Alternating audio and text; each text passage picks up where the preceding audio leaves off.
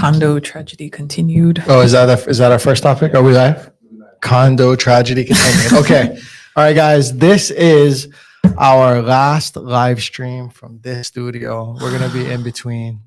It's a sad day for us. We have this great space, but we're pivoting, and we'll have a new space probably fully. I don't know. It might be a month. So you might get a maybe a little lesser version of this kind of live stream. You'll still have access to us in the coming weeks and in the coming Tuesdays, but we're moving spaces. So we'll see how that develops. But we'll still come on, even if I have to just open my computer with crappy audio and visual and just talk to you guys live and put it in front of us on my couch at home or something. But we're moving commercial spaces, and there's some things with the fire sprinkler and the walls in this new space. We'll see. And then, internet sometimes can be some hiccups. We think we'll be back with higher quality ones after 2 weeks, but we'll see. Anyways, this condo tragedy thing. So prompt me. We had a client that listened to our last live, and he had some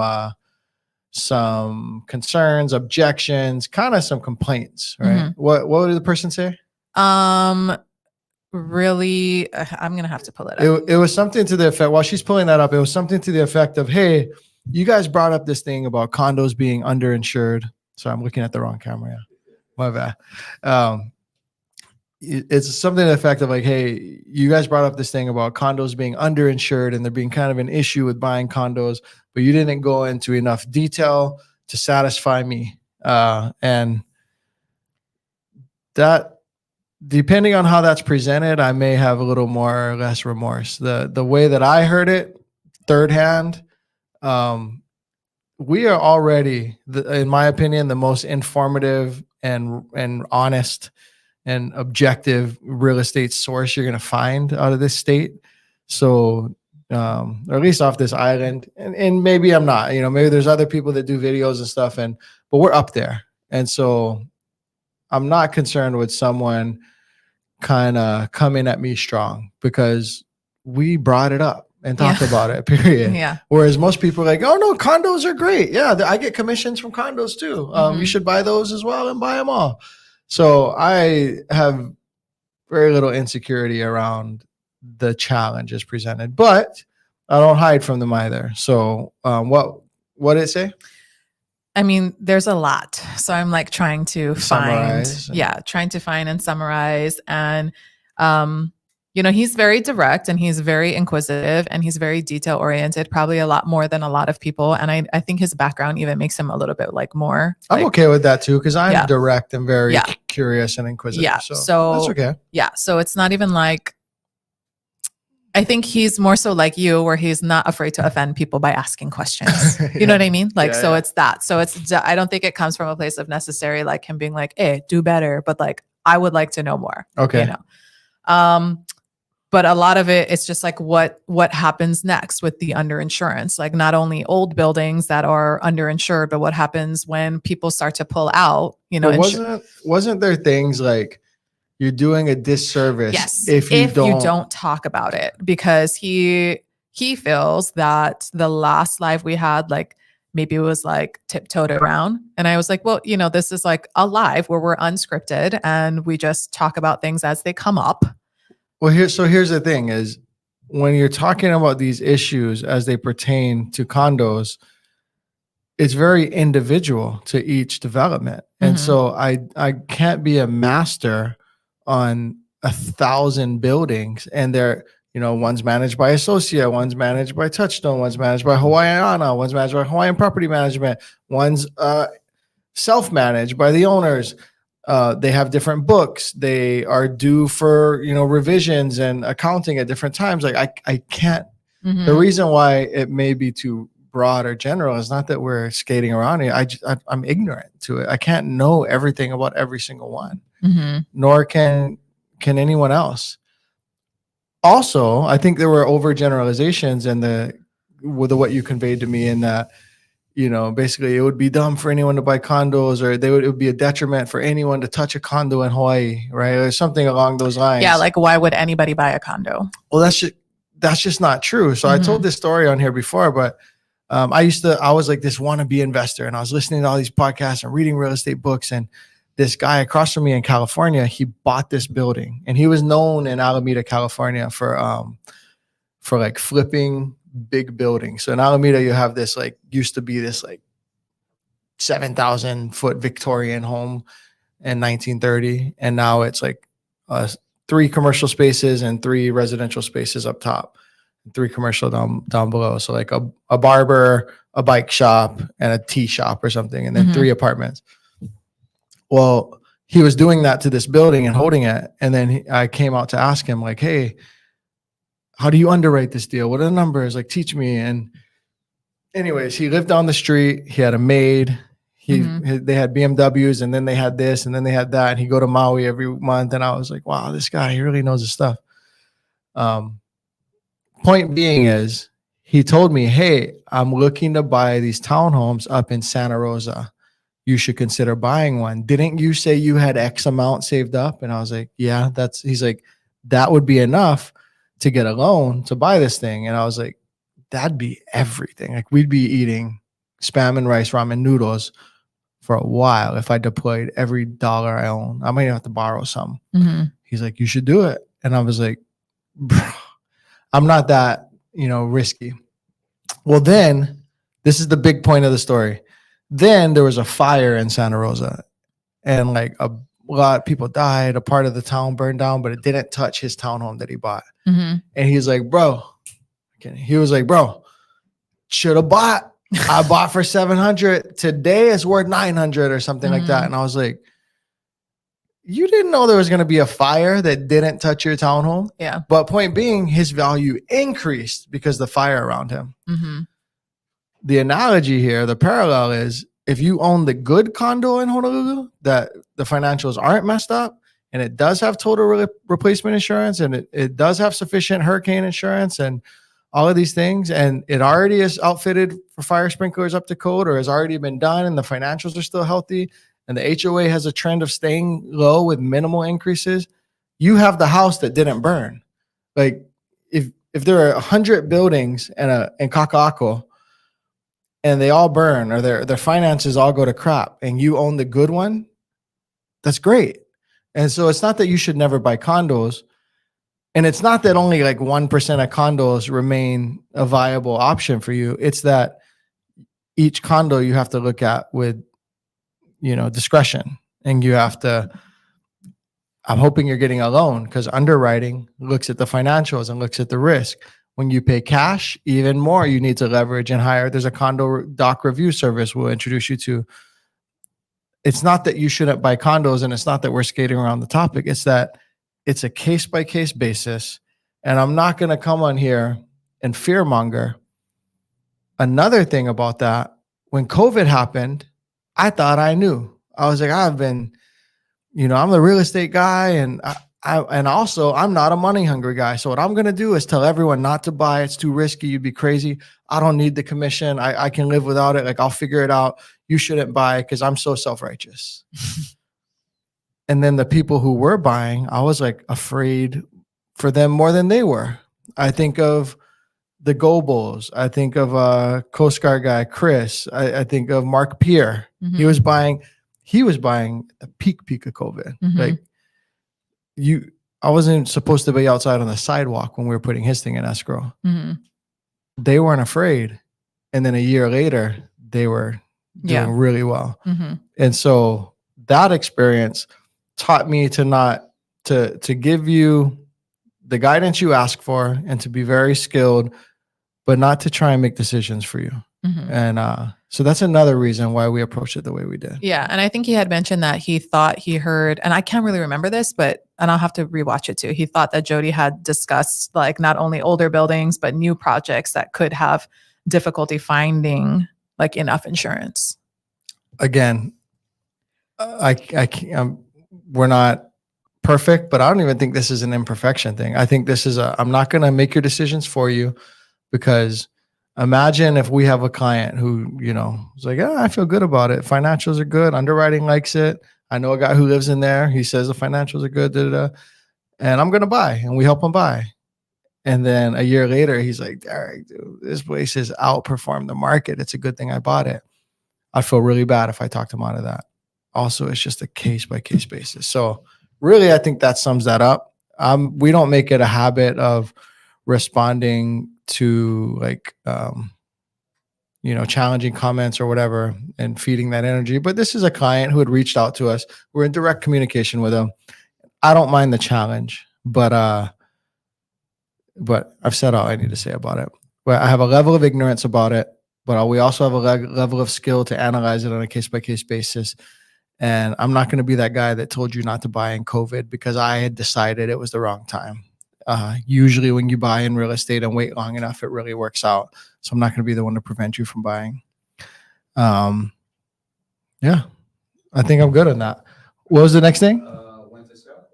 We're moving. I kind of went over that already. So we've had a great time building and scaling in the studio.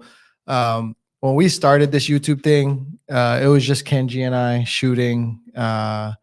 We weren't going live. We didn't even, he probably could have understood how to go live and stuff, but we just weren't, this thing has grown really fast over time. And this is important to us. So we will have another studio space set up and we will be streaming more for a couple of weeks. It might be just from my couch. We'll see. But we do have a new space. We're moving. We have it identified. We'll be in there and we'll be coming back to you live with all the fancy lights and stuff. That's really the difference. Like we'll have this thing in the background and all the fancy lights and the nice desk and all that stuff in a couple or a few weeks. I feel like it just got so nice in here. Yeah. I feel like we just got it set up how we like it. Yeah. That's okay. You know what we call this whole place? We call it HQ. We call it headquarters. So yeah, there's a lot of interesting things going on, all positive. And we'll be in a different space. You know what? To be just not trying to put any sugar on it, what we might not have in our next space is as good of food options. Oh no, we won't. There's almost no way. There's no way we would. We're not going to be across the street from Jen Korean barbecue. Yeah. We're not going to be down to earth. We're not going to have all the options. Yeah. Let's appreciate that. That's okay though. You know what? Like that means we're going to meal prep more and be. No, if you keep bringing donuts. I did bring like all the donuts this morning. And like very intentionally was like, I don't give a F. Like what diet everybody is on. I'm bringing Everyone's donuts. trying to be good. She brought donuts. I was like, I'm going to mess it up. But what we've had Jen. So we're in the Pearl Ridge area. If you don't know where Pearl Ridge is, it's near Pearl Harbor. It's Pearl Ridge Mall. We don't have the whole thing set up right now, but Jen Korean barbecue. I'm gonna miss the most. Uncles. What do you think I'll miss the most from across the street? From across the street? From Pearl Ridge. Popcorn. The popcorn, yes. The bag of hurricane popcorn. You haven't gotten it that much. I've gotten it more than I've gotten anything else. Really? Yes. Are you been hiding it from me? No. You eat it like every time I get it. Like I've had Jen once since we've been here. When's I've had the last popcorn time you got the popcorn? I don't know, a while ago. But it was the last time I got anything over there though. Yeah. We have Big City Diner, Down to Earth. Down to Earth. We be at Down to Earth. Yeah. Guava Smoke. Guava Smoked. We're there too often as well. Should be sponsored, honestly, by the amount we talk about Guava them. Smoke. You gotta reach out. If it's just the food court upstairs. The food court upstairs, Pandas. Yeah, all of that. Korean barbecue. I don't know. Is that Yummies? Tasties? Yummies or Tasty? Yeah. I think it's Tasty. I don't know. Yeah, it's okay. Yeah. But we're going to be back in this vicinity. It's just that we'll be door dashing or meal prepping. Yeah, we won't be walking across. Anyways, people don't care about us. They don't care about this. Like we don't care about Yummies or Panda Express. All right. When should you sell your home? That's an interesting question. We've been getting it more and more recently. We have a bunch of listings coming up. And again, that's an individual thing. Now, if you're trying to time the market, the inevitable answer is that you will never sell your home. You keep your home. You win monopoly by keeping the home and collecting the cash. If you want to build wealth, you can keep the home and leverage the home. You can let it keep appreciating, keep paying it down by either, with yourself or your renters, and then take money out and go make an investment play. And then let it grow some more, chop off the top, make an investment play. So you kind of bonsai treeing your home. It's this powerful thing, but you never like let your actual equity grow too big because you keep taking it out. Now, Dave Ramsey is canceling us right now. He's saying debt is dumb. Don't ever do it. And I would tend to agree. Dave Ramsey knows that debt is very useful and required to build big wealth. But what he also knows is most people shouldn't be playing with fire, right? And so for most people, when should you sell your home? Never. But if you must sell, sell when you've lived in it for 2 out of the last 5 years. If you're coming up on 3 years out after the 2, you're about to lose your tax deferment, so probably sell sooner. When it comes to this year, when it comes to selling in the next 9 months, it's going to depend on when do you PCS, when do you move, when's that job offer, where are you going, what's the market like there. Going into this year, I thought that the market was just going to go crazy. Mm-hmm. I think we're still going to have a positive year. Mm-hmm. We're already seeing it. Mm-hmm. But the Fed has come out and said, we're committed to keeping rates where they are. They kind of, it's hard to like, being with the Fed is like being married. They're trying to pick up signals, you know. It's like you're having a wife where you go, she doesn't tell you. Direct to tell me what you want. She doesn't tell you what you mean. You got to figure it out. That's like trying to figure out the Fed, right? And they kind of, everyone thought that rates were going to be dropping like by now. And although they have come down from their peak, they're pretty stable right now. We're around 5.75 for VA, 5.85 depending on the week, and then like 6.5-ish for conventional. That's the general range of where rates are. And it's seeming as if, because the jobs report came out too strong, so they wanted to raise interest rates, contract the economy, and create more job loss than they actually did. So since jobs are holding stronger than they wanted it to, they're actually keeping rates kind of where they are. They're like, we don't need to raise them, but we're also not lowering them. If that were to continue into the next 6 months, there wouldn't be as big of a difference in selling today versus in April or May or June than there would be if rates go down at that time. Mm-hmm. So you probably can't go wrong waiting until spring or summer. No need to rush and sell it in February unless you have other plays. Like I have some other clients, they're buying a home in California, and the way the timing works out, they want to sell sooner. And so and think about what your next step is, your exit, because if you now need to be in the buyer pool on the other end of that, when you sell, how long am I waiting to sell? Am I waiting till the rates go down and we have more buyers? But then I am now one of those buyers on the other end, and now I'm in huge competition. Like, there's, multiple things to consider. It's, Also, a couple of things. So just build in the fact that you could enter escrow, lose that buyer for some reason. Mm-hmm. Let's say nothing nefarious. Let's say they were Army, they were slated for here, and in the middle of escrow, the Army said, no, we're sending you to Oklahoma instead. They're allowed to escape, and it's really not their fault, assuming that's true.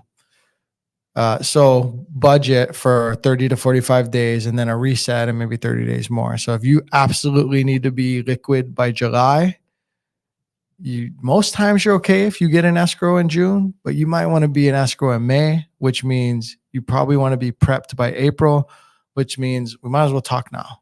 We're never going to push you. In fact, our good friend David, David still play soccer with you? Yes, who Kenji plays soccer with. Kenji's a better friend than mine, but we're all friends. He when he called me to sell his home, I was like, you should try to keep it, because you're going to the mainland. If you ever want to come back, it's a lot harder to get back into this market than it is to save up and eventually one day buy something in Minnesota. They're going to Minnesota of all places. And so we're not going to be pushy is my point. In fact, we'll talk about your options to keep it and rent it. But we'll also, if you need to make preps, handyman, light fixtures, paint touch-ups, we'll help you with all that. The other thing is that timing. Like, do you need to be, I talked about timing. that market versus this market. Mhm. So if you're like, well, I want to see, I feel like where I'm like the whole nation's gonna go up once interest rates drop. So I'd rather sell now than have to buy high. While I get that, What market are you what going market? into? So if you're going into Oklahoma, yeah. I'd rather see this place go up 5% and you pay 5% more over there, because think about it. 5% on $1 million, 50 grand. If it's probably not going to happen in a few months, 5%. But if it did, for example, you're sitting at $1 million sales price here, you wait and then you sell for 50 grand more. In Oklahoma, yeah, things went up. House cost 100 grand. Now it's 5 grand more. More than likely, it's more like house costs 300. So 15 grand more, but still you're doing better by experiencing that in Hawaii before you sell. That said, market timers are there to make fortune tellers look good. I think it more has to do with things like when are you moving? When is your job starting? When do you want to be stable in that new home? 20,000, not that it's a small amount of money, but since it's not a sure thing and it's just all theoretical and timing, what is sure is you getting stable, getting your boxes unpacked, getting your kids, Mario poster up on the wall and having them feel stable as they go into school, or having you feel stable as you go into work. Those are sure bets. So that's when you should sell. If we have any questions, yes, we'll hit Eric, them. it does depend on the market you're coming. So he was saying, are you talking about just Hawaii properties, like us selling our place in Michigan and moving to Hawaii? It'd be different. Depends on the market we're coming from. I'd want to sell in Michigan sooner and get into Hawaii sooner, because we do think that this market is going to go up. And most times your home in Michigan is going to be cheaper than whatever you're buying here. So sell that, get in here before things go up. That's over general and that's simplified, but yeah. Okay. Corey, in Hawaii, when buying a condo, is the seller required to disclose any HOA fees, accounting, and rules? I know in California it is, but that's not the case in all states. So yes, that's part of the condo docs that we get here once we are in escrow. I know some states, they have those before you're in escrow. They may have things like house rules or something if you're buying a condo, and maybe that's on their website or something. But generally speaking, all of the rules, the financials, the fees, the minutes from all of the board meetings, that type of stuff gets delivered to you once you're in contract.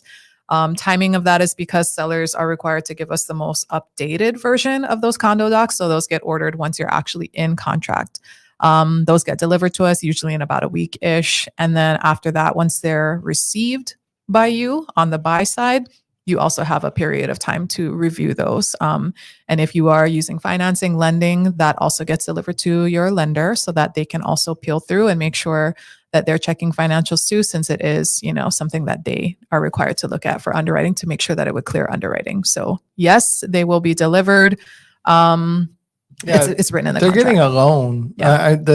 Whether or not the state contract is like ours, where it's our state contract in Section M says you have to give all of these that are available. And it gives more than any one place is going to have, but certain are non-negotiable, like the RO 105C, et cetera.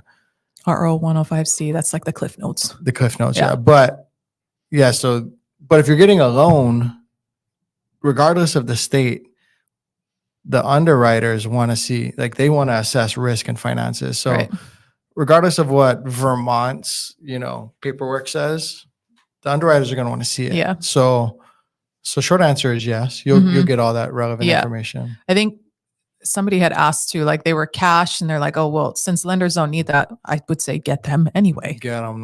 Like even if you don't have a lender who requires it for underwriting, like it would be, especially with things going on with condos lately and older buildings, things like that. Like we just had that, and I might have actually lost a client because of the way I approached it. And let me explain. Person called in, interesting. So he's like, I hope we didn't lose him. I hope that he's sincere and that, hey, we're just pausing. But he's like Japanese holiday like me. He's from outside of Pensacola, Florida. Okay. He was in the medical field and real estate, bizarre. But he's like, hey, I want to buy this place for cash. I already kind of talked to the listing agent, came up with a price. and I'm going to waive all contingencies. And I was like, whoa. I think you should have some contingencies. And so we talked about home inspection, document review, and he was like, well, I really want the place. And I'm like, I'll write the contract however you want to write it. What I would prefer, well, actually, I won't write a contract no matter how you want me to write it. I won't expose our license and our livelihood or do something corrupt, but I'll get creative within the boundaries of what's allowable. I told him what I would rather happen is I'd rather write an offer that's a bit more conservative. And if the listing agent wants to tell you, hey, we discussed that you were going to remove this, this, and this, they can counter offer us and change that to back, to whatever. And you can accept that. And, or if you're going to remove all contingencies, I'll write you an email and you'll state that that's what you want. But there's no reason to, because the way the timeline of events was and when he was going to close, I was like, there's no reason for you not to have an inspection. There's no reason for you not to look at the condo docs. I think you should. Yeah. And good thing too, because we wrote the offer and then his job situation changed. He's like, oh, I might be shifting jobs. Like all of a sudden I don't want to buy this. I'm like, well, imagine if you were locked into contract with no contingencies. Yeah. Right. We're in Hawaii. It's a blue buyer friendly state in terms of the law or the courts, but I'd rather not FAFO, you know what I mean? Yeah. And like something like a home inspection contingency, like if you really want the place, you could say something like, you're not going to ask for credits or repairs, or it's informational only, but there really is no good reason to not invest a few $100s to make sure you're not stepping into something that's going to be $100,000 project because you miss XYZ. So there really, if you really want the place, there's ways to be creative, but without removing that contingency and without you absolutely should get a home inspection. And the only time that you can't do that the seller is not required to provide you with a disclosure statement is in the case of foreclosure. So the Bank of America took the property back and they own it technically because they foreclosed on it, but they have no understanding of it. They don't even know what it is. They don't have to give you a disclosure statement because why would they? And then probate. Yeah. So also, like, isn't it also if their descendants, like the decedents, get it, like whoever owned it? I'm not a broker, and it's been a while since I looked at the law, the rule in this, the HR, the statute. But I believe only if it's through probate, because if they did it through a trust and a will, and it's not going through probate, I think they still have to issue. And even if it's vague, it's just like not to my knowledge on everything, or I don't know. Yeah. I still think they have to fill it out unless it's gone through probate, I think.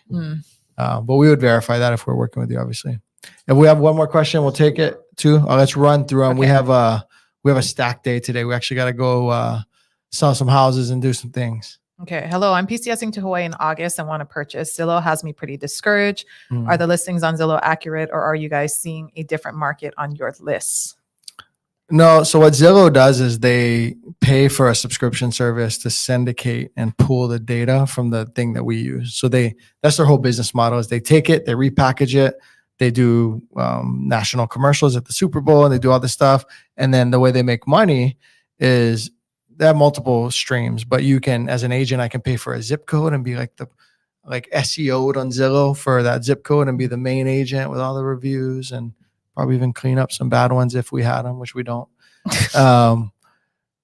Or they monetize you clicking and then making a connection. So you click, I want to know more about this. And it seems as if you're just like calling the listing agent, but you're actually getting connected to Zillow, who then connects you with some random agent. They meet you at the house to show it, knowing that you think they're the listing agent. And then I did it when I was in California thinking about buying. I was like, you're not the listing agent? And he was like, no. And I was like, what? And it's this whole bait and switch. So anyways, Zillow just takes and repurposes and repackages the information that we have. So yeah, those are the prices. Those are the prices. Those are situations. Yeah. I do have a VA assumable off market that's coming to market.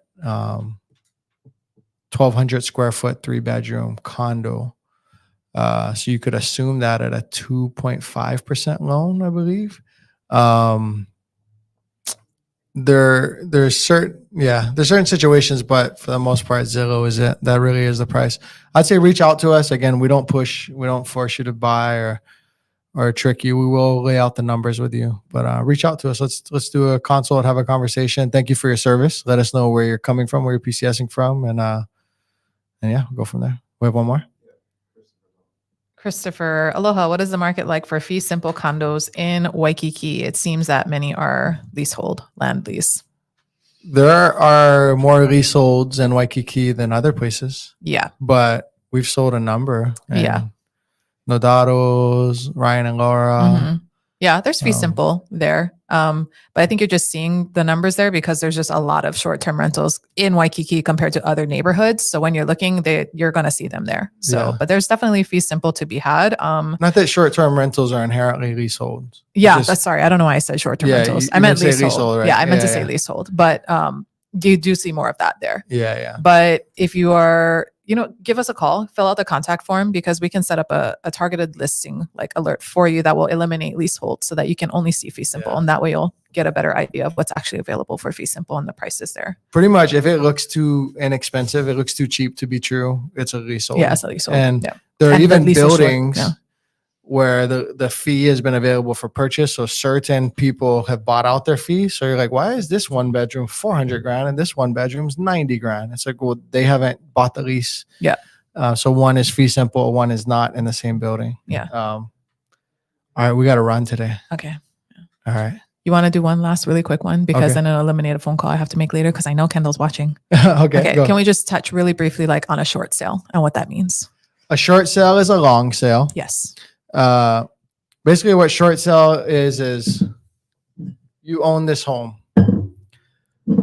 you bought it for 500, and whether you've refied, taken out HELOCs, the market's gone down, whatever reason, you're upside down on said home. So you owe more than home is worth. If you just stop paying and walk away, eventually the bank will foreclose, but foreclosure costs them a lot of money. It takes a long time. They have to go through a judicial process. Typically, there's non-judicials that happen in 2008, but they would go through a judicial process, this whole thing. And they would go to auction, and they not only make less money, but they will have had to go through a lot of pain to make less money. So then sometimes what they say is, okay, what do you owe on the home right now? I owe 500 and it's only worth 450. Okay.